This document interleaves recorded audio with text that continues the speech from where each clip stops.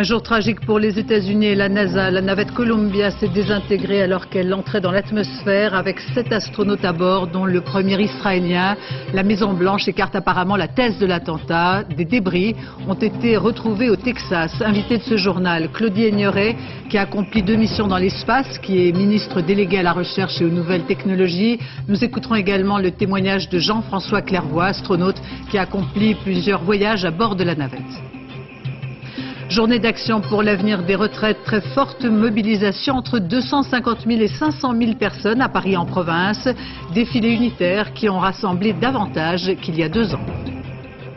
Les intempéries avec d'abord cette avalanche à la Clusaz. Une jeune fille de 14 ans a été emportée par une coulée alors qu'elle skiait hors piste. Ailleurs, toujours de grosses difficultés dans le nord. Enfin, l'aéroport de Roissy a dû fermer ses pistes pour quelques heures. Grosse déception en handball, la France perd son titre de championne du monde après sa défaite en demi-finale face à l'Allemagne, 23-22. Madame, Monsieur, bonsoir. Ce samedi 1er février, jour noir de la conquête spatiale, une date qui restera dans les mémoires. Il était un peu moins de 15h30 lorsque la navette spatiale Columbia a disparu des écrans de contrôle de la NASA. Véritable scénario catastrophe, le silence radio alors que la navette passait au-dessus du Texas, seules des traînées blanches dans le ciel, puis la certitude de la désintégration. À bord de Columbia, 7 astronautes, dont le premier israélien dans l'espace. Ce soir, les drapeaux de la NASA et de la Maison-Blanche sont en berne. George Bush est rentré à Washington. Étienne Lénart. D'ordinaire, presque comme une routine, les habitants du Texas observent dans le ciel le point lumineux de la navette spatiale Columbia en retour de mission. Mais ce matin, il était 15h à Paris et très vite les habitués ont compris qu'il se passait quelque chose d'anormal. Comme si des étoiles filantes se détachaient de la navette. À 60 km d'altitude et à une vitesse de 20 000 km/h, Columbia était en train de se désintégrer. Un vidéaste amateur qui a l'habitude de filmer les retours de mission raconte. J'ai déjà vu des atterrissages de navettes dans le passé, je sais donc à quoi ça ressemble. Et j'ai remarqué une traînée de fumée plus épaisse que d'habitude. J'ai zoomé dessus et je n'ai entendu l'explosion que 5 minutes après avoir filmé cette image. Columbia en était à sa 28e mission dans l'espace, une mission scientifique de 16 jours. 3, 2, 1. We have booster ignition and liftoff of Space Shuttle Columbia with a multitude... La navette avait quitté Cap Canaveral en Floride le 16 janvier dernier. À son bord, 7 membres d'équipage. Et pour 4 d'entre eux, il s'agissait de leur premier voyage dans l'espace. Notamment pour Ilan Ramon, ici en conversation pendant le vol avec le siège de la NASA. Il était le premier Israélien à participer à un vol spatial habité aux côtés de 6 Américains, dont 2 femmes, Laurel Clark, 41 ans, et Kalpana Chawla, 42 ans. Il y a 1 heure à peine, près de Dallas, on a localisé les premiers débris tombés au hasard sur le terre-plein d'une autoroute. Les populations ont été prévenues de ne pas s'approcher de ces morceaux de tôle brûlants. Certains habitants ont même vu tomber des pièces de la fusée tout près de leur maison. Ça a vraiment secoué. J'ai cru à une explosion et je suis sortie de ma maison pour voir la fumée. Et quand j'ai levé les yeux au ciel, c'était incroyable. En fin de matinée, le président américain qui passait le week-end dans sa résidence de Camp David à 1 heure de route de Washington regagnait en catastrophe la Maison-Blanche. George Bush devra trouver les mots pour réconforter un pays sous le choc. Essayons tout de suite de comprendre ce qui a pu se passer à bord de la navette alors qu'elle s'apprêtait à atterrir après 16 jours de mission. On le sait, l'un des moments critiques, c'est la rentrée dans l'atmosphère. Patrice Pellet. Ramener la navette est toujours un exploit si l'on considère qu'au moment de rejoindre la Terre, elle se trouve à 280 km d'altitude et que sa vitesse avoisine les 27 000 km/h. Pour rentrer, après avoir décroché de l'espace, l'engin spatial plonge dans l'atmosphère sous un angle de 3 degrés. Un angle de descente qui doit impérativement être respecté sous peine de provoquer la destruction de la navette. En effet, au contact de l'air, le corps de l'engin protégé par des tuiles s'échauffe. Il atteint, dans la phase la plus critique, près de 2000 degrés. C'est pendant la descente vers le Kennedy Space qu'il va falloir casser la vitesse sur un circuit qui va durer près de 30 minutes. C'est pendant cette phase, à 60 km d'altitude et à la vitesse de 20 000 km/h que Columbia a disparu des écrans radars. Il a été impossible à l'équipage de se servir du seul système de sauvetage mis en place après l'accident de Challenger. Des cannes en aluminium qui, dans certaines circonstances, peuvent être déployées. Nous allons mettre en place la plus grande équipe d'investigation qui va immédiatement se mettre au travail pour faire le point sur ce qui a pu se passer juste avant que la navette ne se présente à l'atterrissage à Kennedy Space. Alors, pourquoi Columbia a-t-elle explosé? La seule chose qui apparaît ce soir, c'est qu'au moment du décollage, des observateurs ont aperçu des éléments de protection se détacher entre la navette et le réservoir principal. Un épisode jugé mineur par la NASA le 16 janvier dernier. C'était il y a 15 jours. Et en direct de Washington, nous vous retrouvons Étienne Lénart. Évidemment, c'est la stupeur et la consternation. L'Amérique pleure ses héros. George Bush devrait s'exprimer un peu plus tard. Oui, Béatrice, le président est en train en fait de s'exprimer. Son intervention vient de commencer il y a une minute. Monsieur Bush a confirmé aux Américains qu'il n'y avait pas de survivants, bien évidemment. Il vient de dire que c'était un jour tragique et terrible, un jour de tristesse pour l'Amérique. L'émotion est très forte parce que, vous le savez, ici aux États-Unis, comme d'habitude, eh bien, dès que l'information a été connue, que la NASA a perdu le contact radio avec la fusée, eh bien, toutes les télévisions ont repris l'image de ce point lumineux qui descendait et qui s'est transformé donc en plusieurs points lumineux au fur et à mesure que la navette se désintégrait. Et donc, des millions d'Américains ont pu suivre le drame en direct et cela leur remet bien évidemment en mémoire un autre drame, celui de la navette Challenger qui avait elle explosé au décollage, vous vous en souvenez, c'était en 1986. Étienne, vous nous confirmez bien que la thèse de l'attentat est écartée? Je crois qu'il ne faut pas aller trop vite en besogne, mais c'est vrai que la thèse de d'un attentat terroriste possible n'est évidemment pas privilégiée. Tout le monde pense à un incident technique. Il va falloir faire une enquête, il va falloir analyser ces dizaines de débris qui sont tombés au sol. Vous l'avez vu sur des autoroutes au Texas. On a demandé aux populations de ne pas s'approcher de ces débris, tout simplement parce que le combustible qui est utilisé par la navette est très toxique.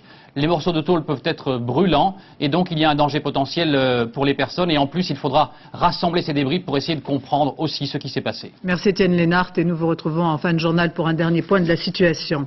Les Américains ont donc appris la désintégration de la navette en regardant ce matin au réveil les informations. Les chaînes ont interrompu leur programme et partout dans le monde, l'information a été relayée. Christian Houtin.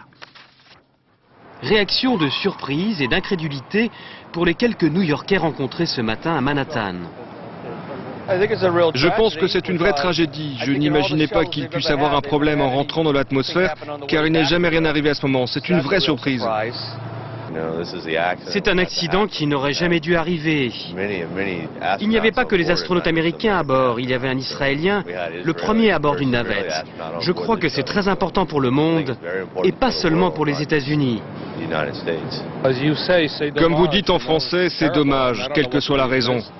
Je ne crois pas à un sabotage car la navette était sur le point d'atterrir. Mais c'est une tragédie. Et je me sens triste pour l'Israélien, pour les Américains bien sûr, et pour la jeune femme d'origine indienne qui était à bord. En Inde, c'est le deuil et le recueillement dans la ville natale de l'astronaute d'origine indienne, victime de la catastrophe. Pour Kalpana Chawla, c'était son deuxième vol à bord d'une navette. Sa mère en parle avec fierté. Nous n'avons jamais pensé qu'elle atteindrait de tels sommets. Nous pensions qu'au mieux, elle finirait par trouver un travail. Mais elle avait une telle détermination. En fait, elle ne nous a rien dit avant d'être sélectionnée comme astronaute. À bord de Columbia se trouvait le premier Israélien dans l'espace, véritable héros national. Sa présence lors de cette mission avait amené les services de sécurité à redoubler de vigilance avant le départ de la navette. Ce soir, l'État hébreu est sous le choc. Sur place, Charles Anderlin. C'était en direct. Depuis le studio, le père d'Ilan Ramon, l'astronaute israélien, raconte qu'il a reçu des mails de son fils depuis l'espace. Lorsque, subitement, depuis Cap Canaveral, l'envoyé spécial annonce qu'il y a un problème. Et en Israël, toutes les chaînes, toutes les radios d'ouvrir leur antenne pour diffuser des informations sur cette tragédie. Pour les Israéliens, ce devait être l'occasion d'oublier un peu l'intifada, les crises. Ilan Ramon était un héros national. Il avait 48 ans, père de 4 enfants, colonel de l'armée de l'air, pilote de chasse. Il avait une confiance absolue en la NASA. La probabilité pour qu'il se passe quelque chose est très très faible. La sécurité passe au-dessus de tout, et si la NASA subit à nouveau une catastrophe comme celle de Challenger, eh bien le programme spatial américain sera interrompu pour longtemps. La famille aussi n'avait aucune inquiétude. Mon père n'est pas inquiet, je n'ai aucune raison de l'être.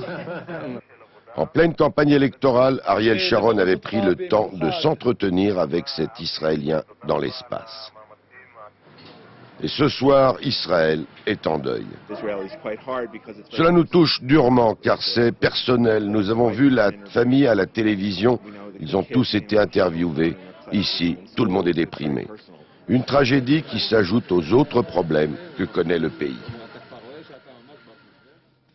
Et en direct de l'Agence spatiale européenne, nous vous retrouvons, Jean-François Clairvoy. Vous êtes astronaute, vous avez participé à plusieurs vols à bord de navettes spatiales. Alors quand on est à bord dans la phase de rentrée, quels sont les gestes qu'accomplit l'équipage? Est-ce que c'est un moment de tension particulière?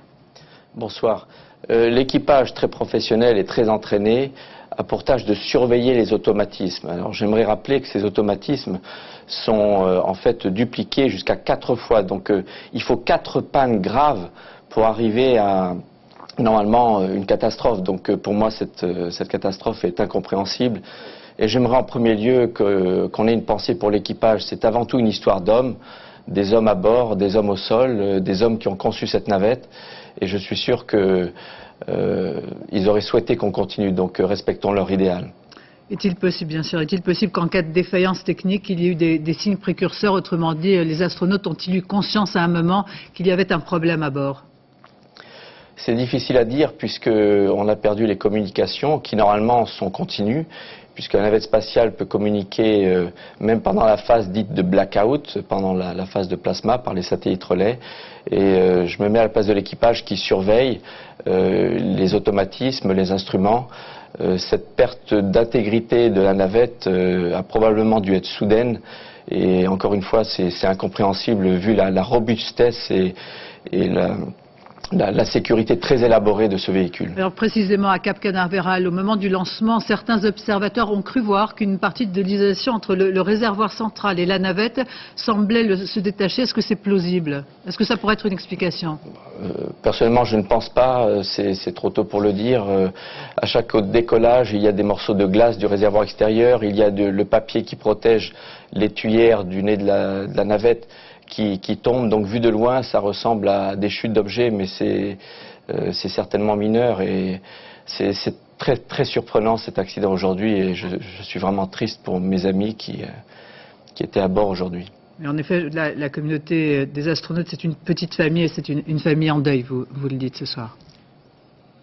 Exactement, j'aimerais qu'on pense à ce qu'ils souhaiteraient nous dire aujourd'hui et c'est probablement de rester volontaires et on doit respecter cette force qu'ils avaient, cette réalisation du rêve de l'exploration qui est notre destin.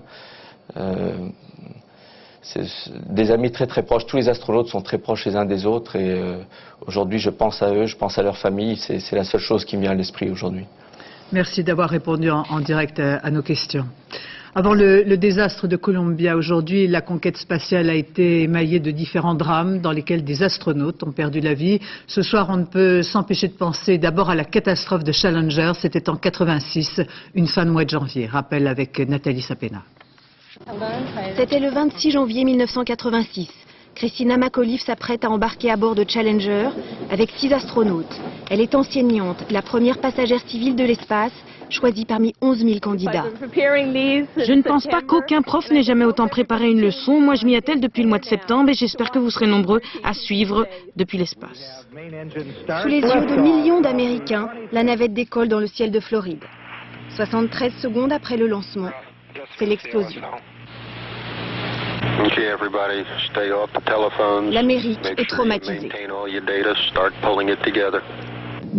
Ils ont brillamment accompli leur mission. Nous faisons aujourd'hui le deuil de 7 héros. Il n'y aura pas de vols spatiaux pendant près de 3 ans. Challenger était la plus grande catastrophe de la conquête spatiale jusqu'à celle d'aujourd'hui. Le premier mort de l'espace est un Russe en 1967 qui s'écrase au sol. En 1971, 3 cosmonautes russes de Soyouz 11 meurent victimes d'une dépressurisation. Autre accident lors d'un essai au sol, 3 Américains sont brûlés vifs.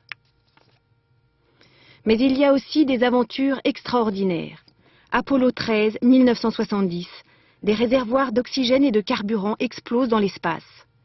Les 3 astronautes se réfugient dans le nodule lunaire. 4 jours sans eau, sans nourriture, dans le froid. Le monde est suspendu à leur sauvetage. Ils amérissent enfin, affamés, déshydratés, frigorifiés mais vivants. Je vous propose maintenant de revoir en images l'extraordinaire parcours accompli par la navette Columbia, la plus ancienne de la flotte de la NASA. C'était son 28e vol. Nicolas Châteauneuf. Décembre 72, la mission Apollo 17 emmène une dernière fois des astronautes américains sur la Lune. Il faut maintenant réfléchir à d'autres moyens d'aller dans l'espace. Il faudra près de 10 ans aux ingénieurs de la NASA pour concevoir un engin réutilisable et polyvalent, la navette spatiale.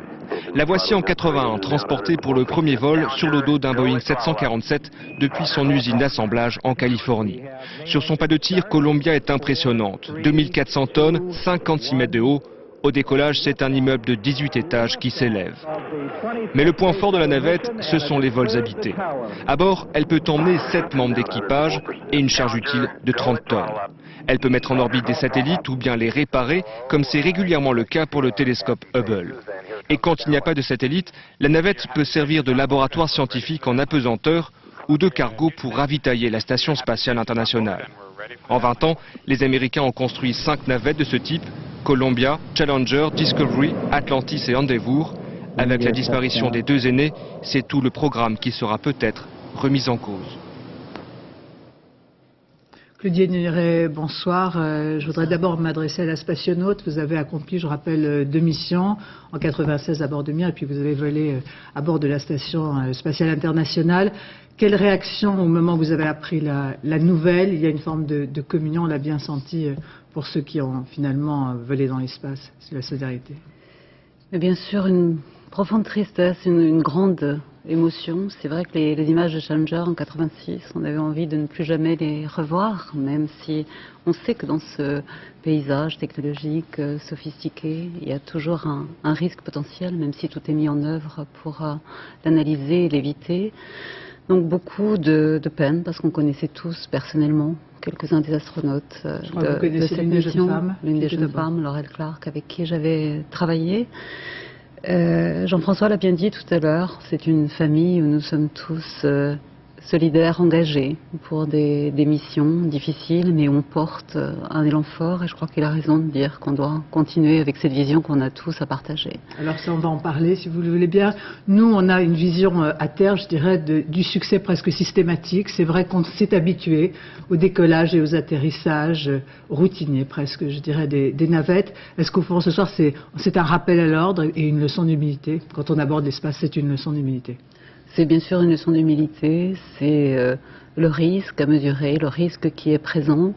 Et c'est pour ça que nous sommes tous solidaires. Je crois que c'est un message que j'aimerais faire passer avec toutes les équipes qui participent au programme. On l'a vu bien sûr aux États-Unis, en Israël. Je pense aussi à nos amis indiens, puis à tous ceux qui font partie de cette aventure internationale et qui participent à la présence de l'homme toujours plus loin dans l'exploration. À votre avis, est-ce que l'enquête dira ou ne dira pas ce qui s'est véritablement passé? Est-ce qu'on saura un jour? Alors, c'est mis en place une revue indépendante très rapidement. Je crois qu'à 21h ce soir, un des ingénieurs de la NASA va faire une première analyse technique. Il faudra savoir jusqu'à quand on a eu des télémesures, qu'est-ce qu'on peut avoir comme élément d'interprétation pour savoir la cause et puis pour envisager les scénarios. Alors si on prend l'exemple de Challenger, c'est un scénario. Combien de temps la navette risquera d'être clouée au sol? Je crois que cette commission sera longue. Il faut vraiment bien essayer d'analyser tous les éléments, plusieurs mois sans doute. Actuellement, la Station spatiale internationale est en orbite autour de la Terre sans problème de sécurité particulier, puisqu'il y a un vaisseau Soyouz qui permet à l'équipage d'être rapatrié si cela est nécessaire. Ça pourrait être le cas, on pourrait les faire redescendre, les rapatrier sur Terre? Non, il n'y a pas de raison de modifier quoi que ce soit. Il faut analyser la cause, puis les scénarios, pour voir comment. Une dernière question, est-ce que vous pensez que ce drame risque de mettre un frein ou de remettre en cause les vols habités dans l'espace? Je crois qu'il faut analyser tous les éléments. On l'a dit, il y a une volonté d'être présent toujours plus loin. Je crois que c'est une communauté internationale qui est mobilisée. En France, en Europe, on est solidaire avec cette mobilisation. Et pour vous que ça continue, c'est ce que vous dites au fond. Bien sûr. Que le rêve continue. Merci d'avoir répondu en direct à nos questions. L'actualité en France avec ce samedi, journée d'action et de mobilisation sur l'avenir des retraites. À l'évidence, un succès incontestable. Plus de 250 000 personnes selon la police, près d'un demi-million selon les organisateurs. Un test pour le gouvernement. Dans 2 jours, Jean-Pierre Raffarin doit annoncer ses grandes orientations. Alors commençons par la manifestation à Paris, côte à côte, en tête du cortège, les leaders syndicaux sous la neige. Reportage Nathalie Moisan, Hervé Pouzzo. Côte à côte, les leaders de la CGT et de la CFDT. Et derrière une même banderole, l'ensemble des syndicalistes français pour la première fois depuis 2 ans. 2 jours avant le discours du Premier ministre, les syndicats menacent le gouvernement. La réforme des retraites ne doit pas se faire sans eux. L'essentiel, c'est pour l'instant d'obtenir du gouvernement un accord sur les objectifs syndicaux qui sont mis sur la table. Et non pas une adhésion à la version MEDEF, comme malheureusement le gouvernement l'a montré sur d'autres dossiers. Malgré l'unité affichée, de vraies divergences opposent les syndicats. D'un côté, Force ouvrière souhaite le retour aux 37 années et demie de cotisation pour tous. La durée moyenne actuelle du travail à l'heure actuelle, c'est 37 ans et demi. Les gens, ils veulent pas partir avant 60 ans et les patrons les virent. Alors j'y peux rien. Le jour où les patrons les vireront pas, on discutera peut-être. À l'opposé, la CFDT prône la retraite à la carte. On veut que chaque salarié ait le choix du moment où il parte. Avant s'il le désire, en gagnant éventuellement moins, après pour améliorer sa retraite. Dans le cortège, le secteur public est très représenté, des manifestants qui récusent l'argument démographique. Je suis quand même sceptique sur le fait qu'on me dise qu'il n'y ait pas d'argent. Ne vous inquiétez pas, quand on en veut, il y en a. Les profits, ils s'en vont ailleurs. Alors allez le chercher à la bourse, le fric, ils en ont. Malgré la neige et la grève des transports en commun, une forte mobilisation qui résonne comme un avertissement pour le gouvernement. La mobilisation était bien au rendez-vous. Dès ce matin, des cortèges se sont fermés à Rennes, Toulouse ou Bordeaux. 50 000 personnes manifestaient à Marseille, selon les organisateurs. Des défilés unitaires. Les salariés du public veulent défendre leurs droits et le départ à 60 ans. Il s'agit de peser sur l'ouverture du débat national qui débutera lundi. Quant aux salariés du privé, ils sont également inquiets. Séverine Lebrun. Ils ont eu de la chance, les Marseillais. C'est sous le soleil que 50 000 manifestants sont venus crier leur inquiétude sur l'avenir des retraites. Ce qu'on veut, c'est une retraite déjà décente, à 75% du salaire minimum, et aussi pouvoir prendre sa retraite à 60 ans. À Rennes, il pleut, mais ça n'entame pas la détermination et toujours les mêmes revendications. Aujourd'hui, moi je dis que tout le monde devrait être à 37 ans et demi de cotisation. Les gens vont aller en retraite de plus en plus tard, et ça va les faire partir à quel âge? Vous vous rendez compte? On a un système qui marche peut-être pas trop bien, mais qui n'est pas si mauvais. Donc, au lieu de le démolir, il faut le renforcer. À Bordeaux, c'était la plus grosse mobilisation depuis des mois. 13 000 personnes dans les rues. Même les plus jeunes étaient là, inquiets pour leur avenir. Moi, je crains de travailler beaucoup plus d'années que prévu. Moi, je suis prof, donc je suis dans l'éducation nationale et c'est vrai que ça me fait un petit peu peur. À Lyon, il fallait s'activer pour se réchauffer. 11 000 personnes dans les rues. Pourtant, bus et métros ont été largement perturbés par la grève. En France aujourd'hui, malgré la météo, l'appel syndical a été entendu. À Montpellier, entre 10 000 et 25 000 personnes, selon les sources, ont défilé dans le centre de la ville. France Arvois et Frédéric Guibal ont suivi une future retraitée de la fonction publique, inquiète pour son avenir. Depuis 3 ans, Claudie a tout calculé. En septembre prochain, elle arrête de travailler. Sa retraite, après une carrière à la Poste, se montera à 1 316 € brut. 74% de son salaire, presque le meilleur taux.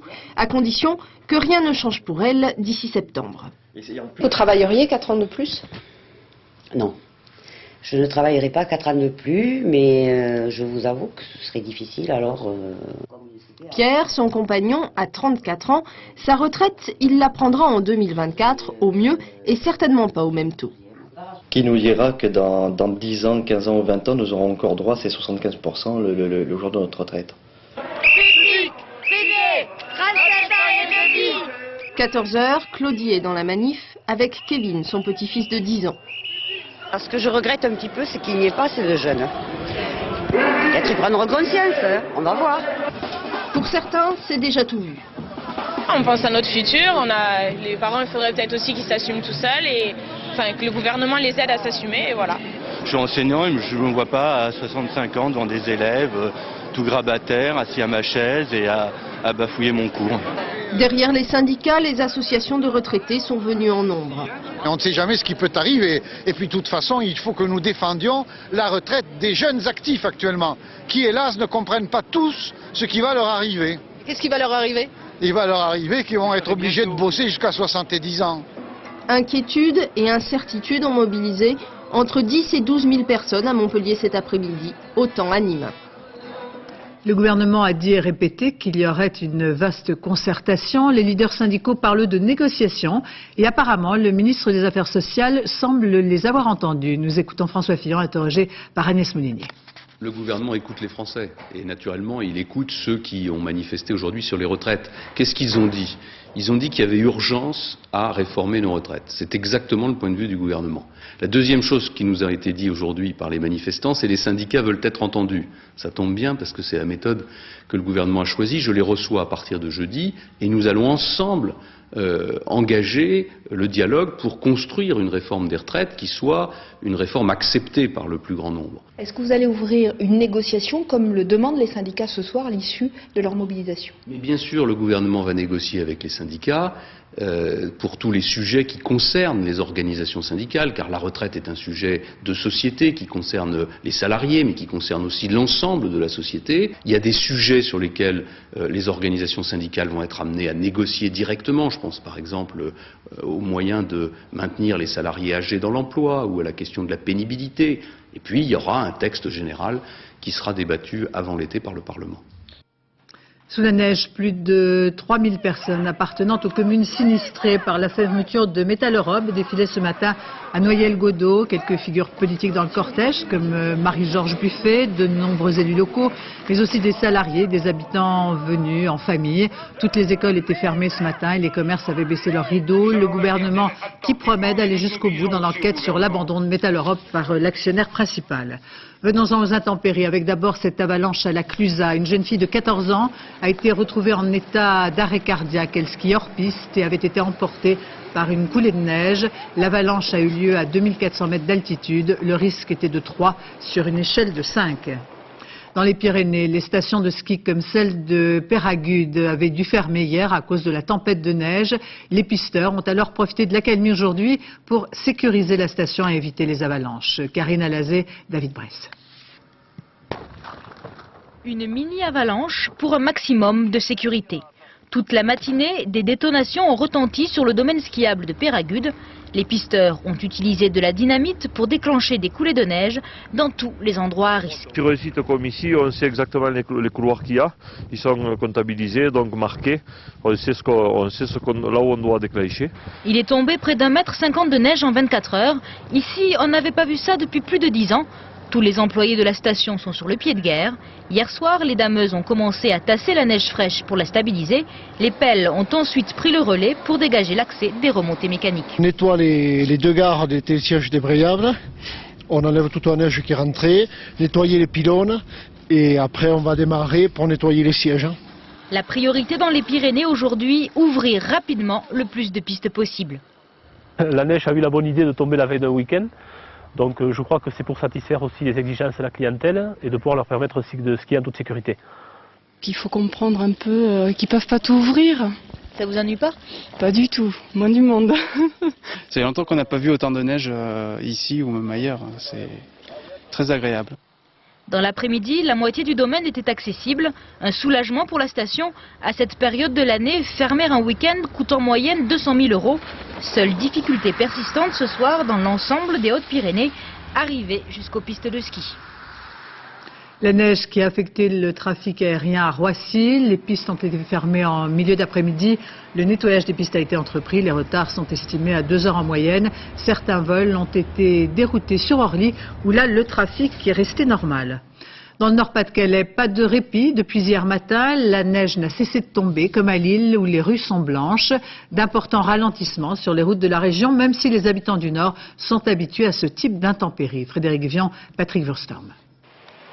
Les nordistes avaient l'habitude du parapluie, les voici convertis désormais au para-neige. 15 à 20 cm de poudreuse dans les rues de Lille, et voici la Grand Place transformée en une jumelle de la place rouge de Moscou. Vous n'avez pas peur de le perdre, votre petit chien? Ben non, ça va, il est noir, donc sur la neige, ça se voit. C'est bon, il n'y en a pas trop, donc il dépasse un peu. Si à pied, la situation reste gérable, voici en revanche l'un des boulevards habituellement les plus fréquentés par les automobilistes. Et voici un démarrage à la lilloise. Qu'est-ce que vous pensez du déneigement à Lille? Il n'y en a pas du tout. Je suis désolé, mais il n'y en a pas du tout. Peut-être qu'ils s'occupent des grands axes, mais les gens qui habitent dans le centre-ville, ils se retrouvent complètement bloqués. Il y a en effet 250 km de rues à Lille et seulement 5 chasse-neige. Bien, j'ai envie de dire aussi aux Lillois et aux Lilloises, pensez à ce que faisaient vos parents et vos grands-parents. Ils commençaient le matin par déneiger devant chez eux. Si vous déneigez devant chez vous, les services de la ville, ils sont 50 en permanence à saler, pourront saler devant chez vous et demain vous n'aurez pas de patinoire. Quant aux poids lourds interdits sur les routes, ils s'accumulent sur les parkings. Ne restait donc plus aujourd'hui qu'un seul moyen de transport valable, celui-ci.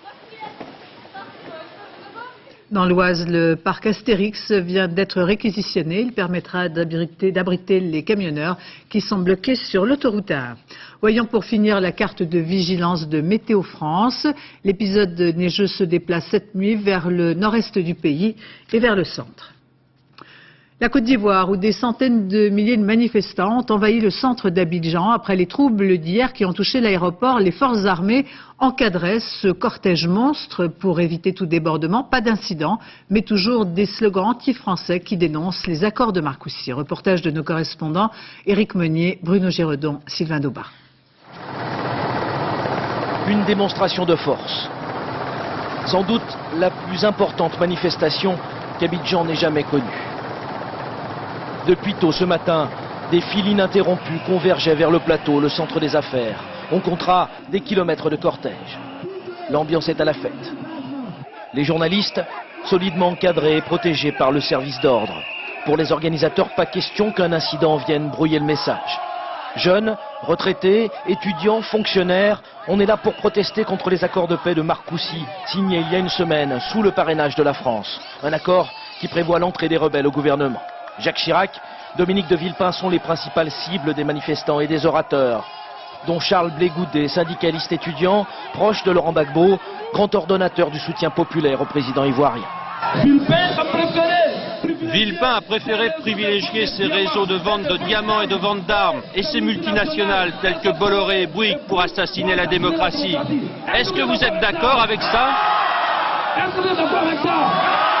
La grande nouveauté de cette manifestation, c'est l'apparition de drapeaux américains et de slogans en anglais. Les manifestants appellent les États-Unis à la rescousse pour venir compenser ce qu'ils appellent une trahison française.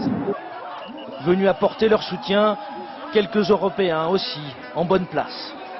On dit tout simplement qu'il y a des règles démocratiques qui doivent être respectées et qu'à notre sens, elles ne l'ont pas été, alors que nous sommes des amis. Alors restons amis, monsieur. En début d'après-midi, la foule se disperse, sans heurts. Pendant que de l'autre côté de la ville, à l'aéroport, quelques centaines de Français de Côte d'Ivoire ont décidé à leur tour de quitter le pays. Un départ qui s'est effectué au contraire d'hier dans le calme, loin des manifestants. Dans les yeux des voyageurs se mêlaient soulagement et tristesse. En France, sous un ciel gris, le départ de la marche des femmes contre la violence dans les quartiers ghettos. Elles sont parties de Vitry-sur-Seine pour un périple de 5 semaines. Avant le départ, une minute de silence en mémoire de Sohane, cette jeune fille brûlée vive le 4 octobre dernier. En sport, immense déception pour les Français au championnat du monde de handball. Les costauds ont été battus par l'Allemagne 23-22 en demi-finale. Les champions du monde en titre devront se contenter du match pour la 3e place demain au Portugal. Florent Gautreau. Comme un air de déjà-vu, la France battue par l'Allemagne en demi-finale d'un mondial, football, handball, les mêmes images, les mêmes visages. Et pourtant les costauds étaient favoris et leur début de match fut exemplaire. Mais le rêve français s'est brisé sur un gardien allemand provocateur et néanmoins brillant. Les handballeurs français ont trouvé leur Schumacher, il s'appelle Fritz et il a écœuré l'attaque des costauds. Résultat, à la mi-temps d'un match tendu, l'Allemagne mène 11-10. Mais les Français musclent leur défense, les Allemands ne marquent plus et les coéquipiers de Richardson comptent jusqu'à 4 buts d'avance à 17 minutes de la fin. C'est le moment que les Allemands choisissent pour produire leur effort, ils reviennent à 16 partout et prennent même l'avantage en fin de match. Les Français perdent de précieux ballons dans les dernières secondes. Score final 23-22 pour l'Allemagne qui s'offre les champions du monde en titre. Cet après-midi, il y avait plus costaud que les costauds.